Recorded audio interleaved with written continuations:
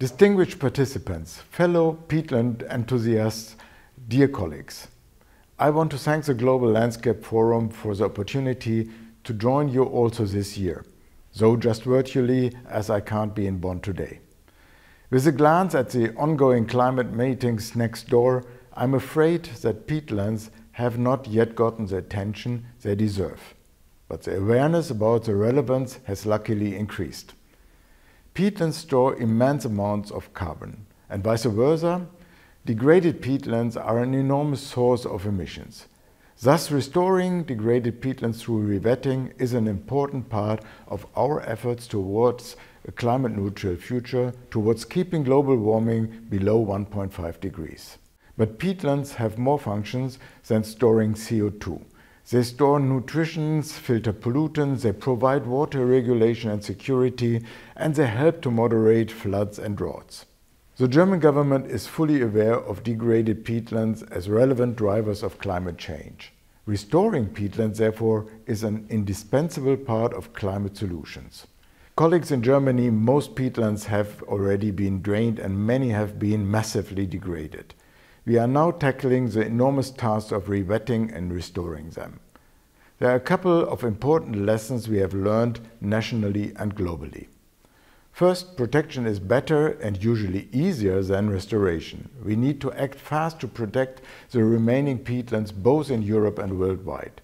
In order to reflect the true value of peatlands, they also need to play a stronger role in nationally determined contributions. Second, conservation and restoration will not work unless we include local communities and indigenous people. And third, it is clear that public funds are an indispensable part of the solution. But we also need to find ways to engage the private sector in the sustainable use of peatlands. At my ministry, we are using these lessons learned across our global engagement with our partners to jointly protect and restore peatlands. For example, on Kalimantan in Indonesia, we have now started the second phase of a project that works closely with local communities and government.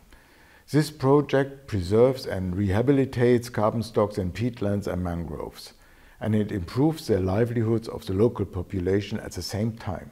In Ecuador, we will start a new project to protect and restore sensitive high mountain ecosystems by supporting the local population in introducing climate-adapted and marketable products and services that do not have negative impacts on mountain ecosystems. And I'm very happy to make an announcement today.